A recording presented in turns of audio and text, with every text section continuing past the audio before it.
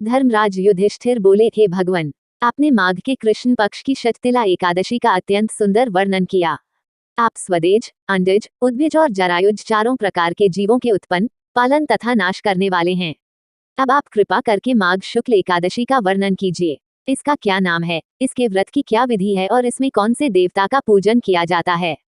श्री कृष्ण कहने लगे कि हे राजन, इस एकादशी का नाम जया एकादशी है।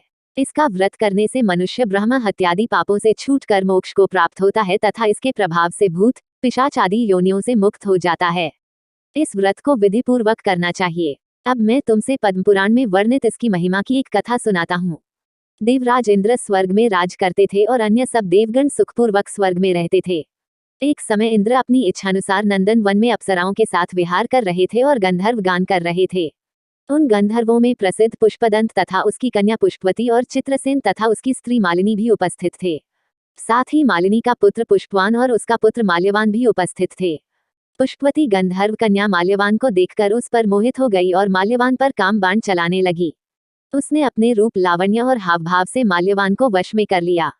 हे राजन, वह पुष्पवती अत्यंत सुंदर थी। अब वे इंद्र को प्रसन्न करने के लिए गान करने लगे, परंतु परस्पर मोहित हो जाने के कारण उनका चित्त भ्रमित हो गया था।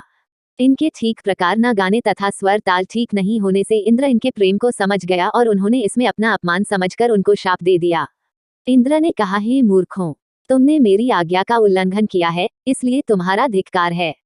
अब तुम दोनों स्त्री पुरुष के रूप में मृत्यु लोक में जाकर पिशाच रूप धारण करो और अपने कर्म का फल भोगो। इंद्र का ऐसा शाप सुनकर वे अत्यंत दुखी हुए और हिमालय पर्वत पर दुखपूर्वक अपना जीवन व्यतीत करने लगे। उन्हें गंध, रस तथा स्पर्श आदि का कुछ भी ज्ञान नहीं था। वहां उनको महान दुख मिल रहे थे। उन्हें एक क्षण के लिए भी निद्रा नहीं आती थी। उस जगह अत्यंत शीत था, इससे उनके रोंगटे खड़े रहते और मारे शीत के दांत बजते रहते। एक दिन पिशाच ने अपनी स्त्री से कहा कि पिछले जन्म में हमने ऐसे कौन से पाप किए थे जिससे हमको ये दुखदायी पिशाच योनि प्राप्त हुई। इस पिशाच योनि से तो नर्क के दुख सहना ही उत्तम है। अतः हमें अब किसी प्रकार का पाप नहीं करना चाहिए। इस प्रकार विचार करते हुए वे अपने दिन व्यतीत कर रहे थे।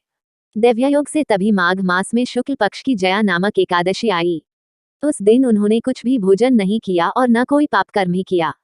केवल फल फूल खाकर ही दिन व्यतीत किया और सांयकाल के समय महान दुख से पीपल के वृक्ष के नीचे बैठ गए।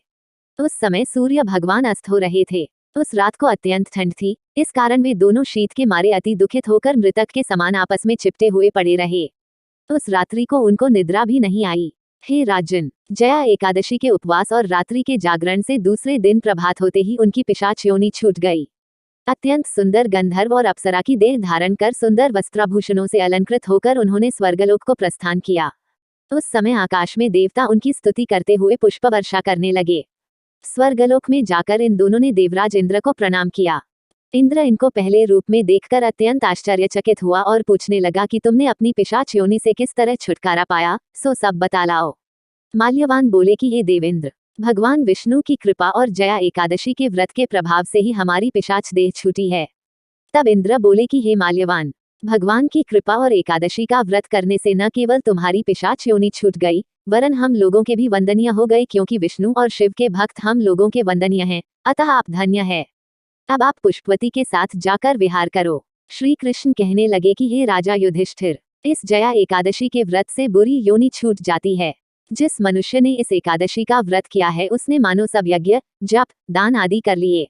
जो मनुष्य जया एकादशी का व्रत करते हैं वे अवश्य ही 1000 वर्ष तक स्वर्ग में वास करते हैं।